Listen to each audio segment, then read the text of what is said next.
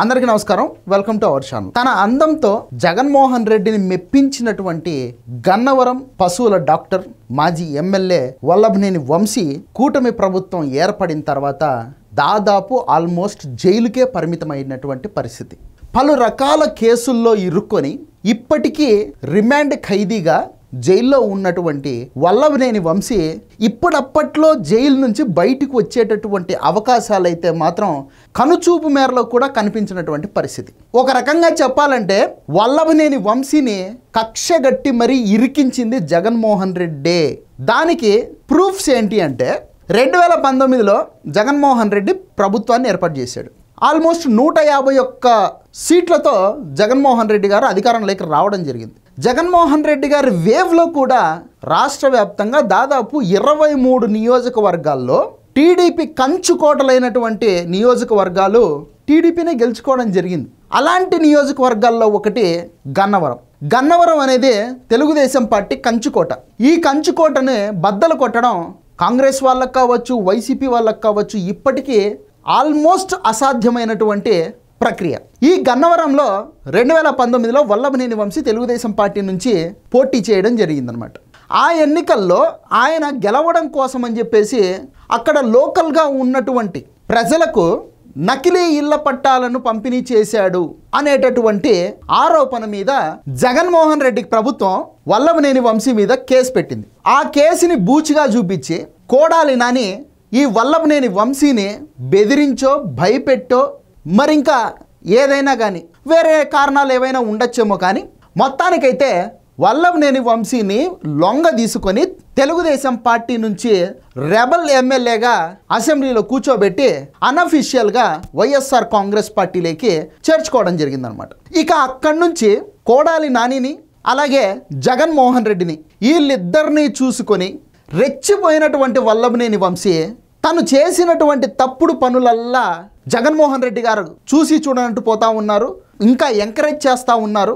So Jaganmohan Reddy గారి అండతో 1000 కోట్లు సంపాదించేసుకుందాం అని విచ్చలవిడిగా దోపిడీలకు పాల్పడడం, అలాగే అధికార మదం అనేది నెత్తికెక్కి ఇష్టం వచ్చినట్టు ప్రత్యర్థుల్ని అమ్మనా బూతులు తిట్టడం, చెడా మెడా తిట్టడం, తనకు రాజకీయ భవిష్యత్తునిచ్చినటువంటి చంద్రబాబు నాయుడు గారిని ఇష్టం వచ్చినట్టు మాట్లాడడం, అలాగే తనని ఎంతో ఎంకరేజ్ చేసినటువంటి నారా లోకేష్ గారిని ఎలా మాట్లాడాడు ఇంకా అవన్నీ మీకు అందరికీ తెలుసు.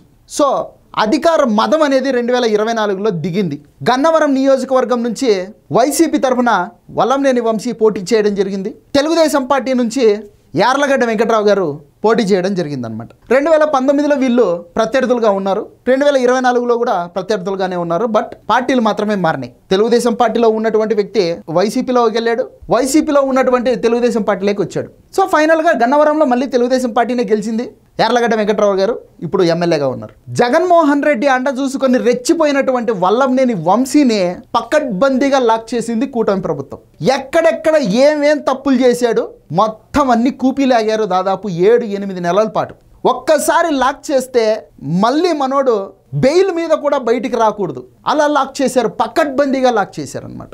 తెలుగుదేశం పార్టీ ఆఫీస్ మీద దాడి చేసినటువంటి కేసులో లాక్కోలేక పిక్కోలేక ఇప్పటికీ రిమాండ్ ఖైదీగా ఉన్నాడు వల్లభనేని వంశీ. ఇక గన్నవరం నియోజకవర్గంలో ఏదైతే 2019లో గెలవడం కోసం అని చెప్పేసి ఇట్లా నకిలీ ఇళ్ల పట్టాలు పంపిణీ చేశాడో ఆ కేసు ఆల్రెడీ జగన్మోహన్ రెడ్డి గారి ప్రభుత్వమే పెట్టింది. ఆ కేసులోనే ఇప్పుడు మళ్ళీ పీటీ వారెంట్ వచ్చిందనమాట వల్లభనేని వంశీకి. తాము తీసుకున్నటువంటి గోతులో తామే పడ్డారు. దానికి సంబంధించినటువంటి కంప్లీట్ డీటెయిల్స్ ఈరోజు ప్రధానంగా వార్తగా రావడం జరిగింది. వాటిని తెలుసుకునే ప్రయత్నం చేద్దాం. సో మన జగన్మోహన్ రెడ్డి గారు మెచ్చినటువంటి అందగాడు వల్లభనేని వంశీ ఎన్నికల్లో గెలిచేందుకు తయారు చేసి పంచారు ఆ నకిలీ ఇళ్ల పట్టాలను. నూజివీడు కోర్టులో ఏపీపీ తన వాదనల్ని వినిపించిందనమాట. ఈ కేసుకి సంబంధించి పీటీ వారెంట్ దాఖలు చేసినటువంటి పోలీసులు, దానికి అనుమతిని ఇచ్చినటువంటి న్యాయస్థానం. 2019 ఎన్నికల్లో గన్నవరం నియోజకవర్గంలో అడ్డదారుల్లో గెలిచేందుకు వల్లభనేని వంశీ నకిలీ ఇళ్ల పట్టాలు పంపిణీ చేశారు. పలు గ్రామాల్లో వీటిని పంపిణీ చేసి ప్రజలను మభ్యపెట్టేందుకు ప్రయత్నించారు. దీని మీద స్పష్టమైనటువంటి ఆధారాలున్నా గత ప్రభుత్వం హయాంలో తన పలుకుబడిని ఉపయోగించుకొని పేరు తొలగించుకున్నారు వల్లభనేని వంశీ. ఇందులో వంశీని మరింత లోతుగా విచారించాల్సి ఉంది కాబట్టి మాకు పర్మిషన్ ఇవ్వండి అని చెప్పేసి ఏపీపీ తన వాదనలని వినిపించిందనమాట. ఇక ఏపీపీ యొక్క వాదనలని పూర్తిగా విన్నటువంటి మ్యాజిస్ట్రేట్ వల్లంనేని వంశీకి పీటీ వారెంట్ని ఇవ్వడం జరిగిందనమాట. ఇక ఇప్పటికే వల్లంనేని వంశీ విజయవాడ జైల్లో తెలుగుదేశం పార్టీ కార్యాలయం పైన దాడి చేసినటువంటి కేసులో రిమాండ్ ఖైదీగా ఉన్నారు. ఆ కేసుకి సంబంధించి విజయవాడ కోర్టులో ఆయనకి బెయిల్ పిటిషన్ వేశారనమాట ఆయన తరఫు లాయర్లు. దాని మీద విజయవాడ కోర్టులో తీర్పు రిజర్వ్ అయి ఉంది. సో అదే టైంలో ఈ పీటీ వారెంట్ రావడంతో వల్లంనేని వంశీ జైల్లోనే కొనసాగవలసినటువంటి పరిస్థితి అనమాట. సో ఇప్పటిప్పట్లో అయితే ఆయన గారు బయటకు వచ్చేటటువంటి పరిస్థితి లేదు. ఇక ఈ ఇళ్ల పట్టాలకు సంబంధించి ఎప్పుడెప్పుడు ఏం జరిగింది అనేది ఒకసారి చూసుకుంటే, నకిలీ ఇళ్ల పట్టాల కేసులో 2019 అక్టోబర్ 18న హనుమాన్ జంక్షన్ పోలీస్ స్టేషన్లో వల్లంనేని వంశీతో సహా 9 మందిపై ఎఫ్ఐఆర్ నమోదైంది. ఎప్పుడు? జగన్మోహన్ రెడ్డి గారి ప్రభుత్వంలో. సో జగన్మోహన్ రెడ్డి గారి ప్రభుత్వం వల్లంనేని వంశీ మీద కేసు పెట్టింది. అప్పుడు ఈయన తెలుగుదేశం పార్టీలో ఉన్నాడు.